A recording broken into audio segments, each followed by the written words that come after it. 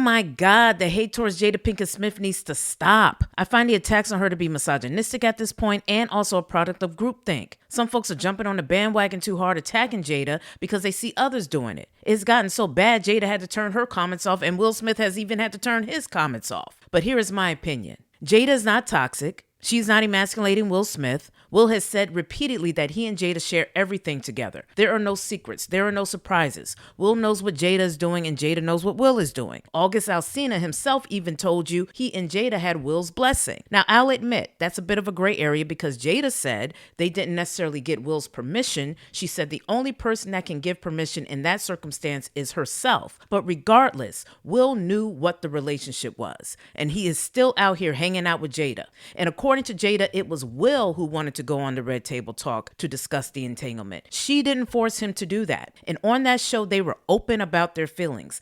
Obviously, there was a breakup between them, and now they're trying to figure out their life partnership journey. Now, in terms of Tupac, Jada is talking about a friend she lost tragically, a friend that she had a deep connection to that she wasn't talking to at the time of his death. She said they weren't on speaking terms for almost a year due to her not being a fan of his business associations at that time. And she probably wasn't wrong because Tupac ain't here right now, unfortunately, in many ways due to those associations. And you saw other top artists like Dre and Snoop quickly distance themselves from that environment at that time. So Jada had a good reason to be upset. But ultimately, her not talking to Pac at that time of his death, I believe, left some deep remorse in her, as she says, and hurt there for her. We have all heard folks say, make peace with those you love or care about because tomorrow is not promised. She was not able to talk with Pac regarding whatever issues they had, and then he died. So that again probably haunts her to a certain degree to this day because he was like a brother to her. But she has said she and Tupac had no sexual chemistry, none, zilch, nada,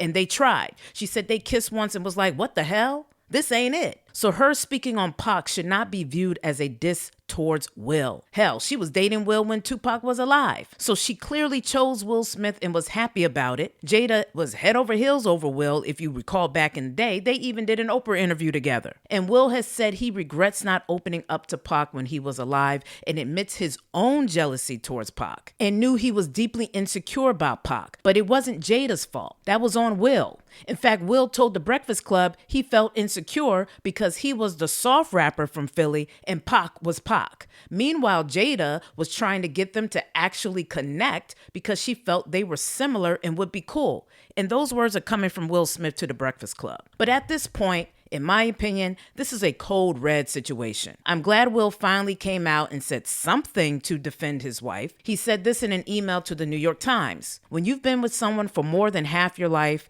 a sort of emotional blindness sets in. And you can all too easily lose your sensitivity to their hidden nuances and subtle beauties. Smith also said the revelations kind of woke him up, adding Jada was more resilient, clever, and compassionate than he'd understood. So I'm glad he said something, but I still feel he can say even more. Not just an email, like maybe down the line do a talk or an interview that specifically clears Jada from all this online hate, because he is clearly supporting her, clearly supporting this book. In fact, here he is recently with her, cheering her on regarding the book. He probably has read the book, may have even helped her with certain aspects of the book because he just wrote his own book. Yet the public is out here speaking like Will ain't got no backbone, is clueless, and is a victim. Bullshit. I feel so blessed to have my family, my kids, to have Will. Will has been by my side through this journey, and really holding me down. So it's been beautiful because he did the process. So he prepared me for what was to come. Like, he's like, you're gonna come across some stuff and it's gonna be really hard. Be gentle if you gotta, take some days off and not write, so he really helped me along the way on the process. It takes two to tangle, baby. Will was and is also in a relationship with Jada, is also deciding not to divorce Jada, and may also have his own stuff happening on his side of things. In fact, on the Red Table Talk, Will joked and said, I'm going to get you back for the August situation. Jada said, oh, you already have. So please, these are grown people making grown-ass decisions. Ain't no victims here. As someone once said, no one believes the truth when a lie is more entertaining. But I do want to start out as your mama. Right. To clarify some things, because I'm a little tired of all the vitriol being thrown your way. I'm sick of it. Right. And I just want to say that, when you guys decided to separate, okay, that was a decision that both of you made. You're both separated. You did not cheat on Will. Right. You're both parties are living their lives. Both. Okay, so it's not just you. And I need to make that really clear. Right. Because I'm a little sick of that foolishness. I got you, Gam. I understand. All right? I understand. I love Will to death. He's my guy. We are family. And I think the other thing that people need to be clear about is that this is not a tell-all. Yeah, right.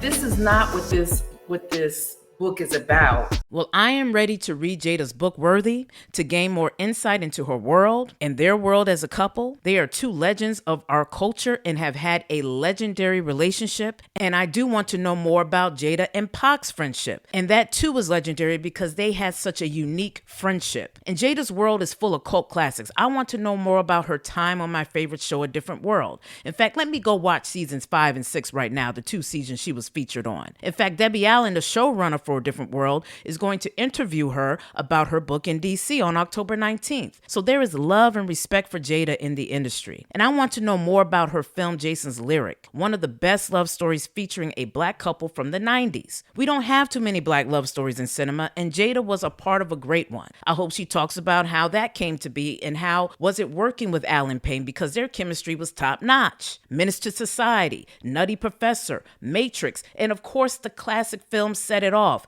How was it working with other legends of our culture like Vivica Fox, Queen Latifah, and Kimberly Elise? Jada has a lot to say and a lot to share, and I'm here for it. Will and we're family, and I know that we've talked about, with the Today Show was like this big separation, and we had been separated, and you guys didn't know it because we didn't feel like it was something to share because we were trying to figure out what that meant. Right. And then, different things has transpired over the last 2 years, and Will and I have been doing a lot of healing together, and have made our way back to this interdependence, this beautiful loving space between us. And so there's a lot of things. Family. And we're still family. We're still family. That's it. And we're family, and we're figuring it out. And it's a beautiful figuring it out. Chuck, because we've survived. We've survived. And that's the thing that is difficult that people don't understand about love. You think it's all flowers and everything, but love gets created by making it together. Yeah. This a gangster right here in front of y'all. This little one here, a gangster. Ride or die.